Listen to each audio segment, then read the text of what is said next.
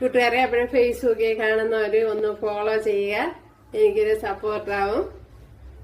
നിങ്ങൾക്ക് ഇഷ്ടമായ ഫോളോ ചെയ്യുക, അതുപോലെ ഷെയർ ചെയ്യുക, കമന്റ് ചെയ്യുക. കൂട്ടുകാരെ ഇന്ന് വെണ്ടയ്ക്ക വെച്ചൊരു പുളിയാണ് തയ്യാറാക്കുന്നത്. വെണ്ടയ്ക്ക പുളി ഒരു നല്ല ഒരു ടേസ്റ്റി ആയിട്ടുള്ള റെസിപ്പിയാണ്. നിങ്ങൾക്ക് ഈ ഓണത്തിന് തയ്യാറാക്കാൻ പറ്റിയ ഒരു വെണ്ടയ്ക്ക പുളിയാണ്. ഇപ്പോൾ വീഡിയോയിലേക്ക് പോവാം. ഹായ് കൂട്ടുകാരെ, സെലം ബ്ലൗസിലേക്ക് സ്വാഗതം. പിന്നെ ഇത്രയും വെണ്ടയ്ക്ക എടുത്തിട്ടുണ്ട്. അപ്പോൾ ഇത് വെച്ചൊരു റെസിപ്പി നോക്കാം. അപ്പോൾ വെണ്ടയ്ക്ക നല്ല ഇളം വെണ്ടയ്ക്ക നോക്കി എടുക്കണം. അപ്പോഴും മിറ്റിയത് അത്ര ശരിയാവൂല. അപ്പോൾ നിങ്ങൾക്ക് ഈ ഓണത്തിന് തയ്യാറാക്കാൻ പറ്റിയ ഒരു റെസിപ്പിയാണ്. അപ്പോൾ ആദ്യം ഇതിന്റെ ഞാൻ കട്ട് ചെയ്ത് കൊടുക്കുക. അതിനുശേഷം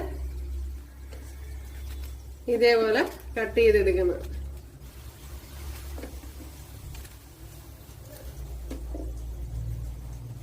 വെണ്ടയ്ക്കയൊക്കെ ഇവിടെ അരിഞ്ഞെടുത്തിട്ടുണ്ട്. കണ്ടല്ലോ കൂട്ടുകാരെ.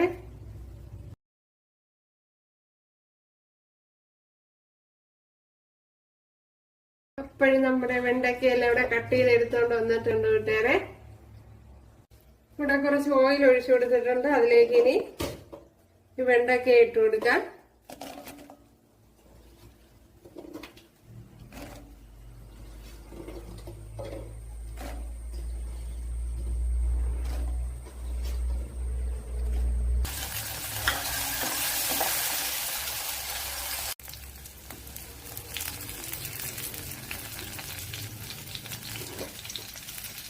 അത് കൊടുക്കാം.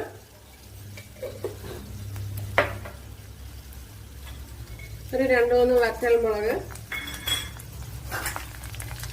അതേപോലെ ഒരു പച്ചമുളക്, അതുപോലെ ചെറിയ പീസ് ഇഞ്ചി,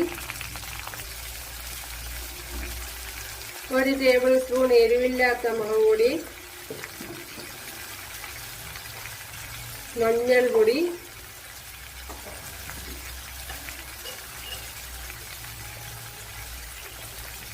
വലിയ ജീരകത്തിന്റെ പൊടി ഒരു 1/4 ടീസ്പൂൺ. 1/4 ടീസ്പൂണാണ്.